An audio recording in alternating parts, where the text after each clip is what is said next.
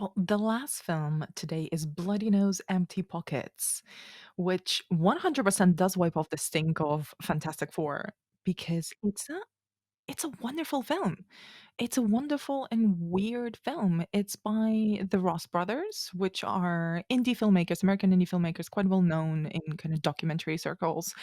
And this has the appearance of a documentary, but it's a hybrid. So there's elements that are fictionalized, and it combines the documentary style with kind of casted unprofessional actors. There's only one professional actor, I believe, amongst the sea of drunken characters. So it all takes place in the last hours, the last day of a Las Vegas dive bar. And you know that environment of a bar, those people that live in the bar, they're just there. They're those sort of personalities that are constantly around. They're welcome. They tell you their lives. They'll talk to everyone.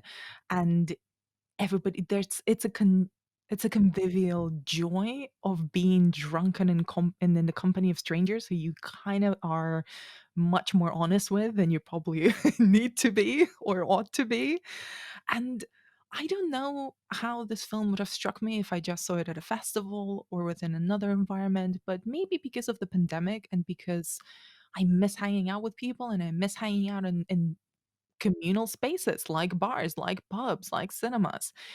It's such a weirdly joyous film to watch.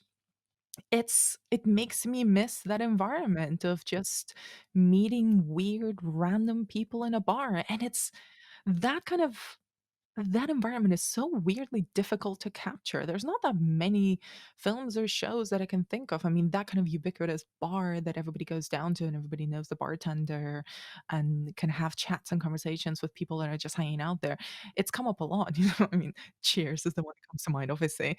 But there's a certain grubbiness around Bloody Nose Empty Pockets that also feels really real, even though, it's a staged bar. It's actually it's a real dive bar that's in New Orleans as opposed to Las Vegas, and so that's kind of the fictional element of it, but that doesn't really matter because it kind of gets at this nugget of truth of an atmosphere and an approach and a feeling that you get. It's sort of a mini community of misfits and weirdos that show up in any place where there's enough booze and enough joy and enough music playing, and I miss that, and kind of this film is gorgeously shot. I mean, it's really beautiful to watch. It's sort of, the Ross brothers cinematic eye is really specific, and the way that they look at the different details of the bar and the way that they zero in on scenes that are kind of happening behind the action or then tap into weird little semi-drunk conversations and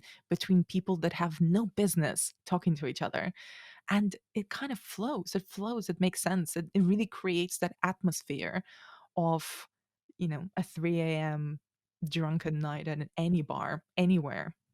It's really, really beautiful to watch, and I think it's actually a really incredibly well-made film, with a lot of depth and really fascinating to watch in this particular environment that we're in right now, actually.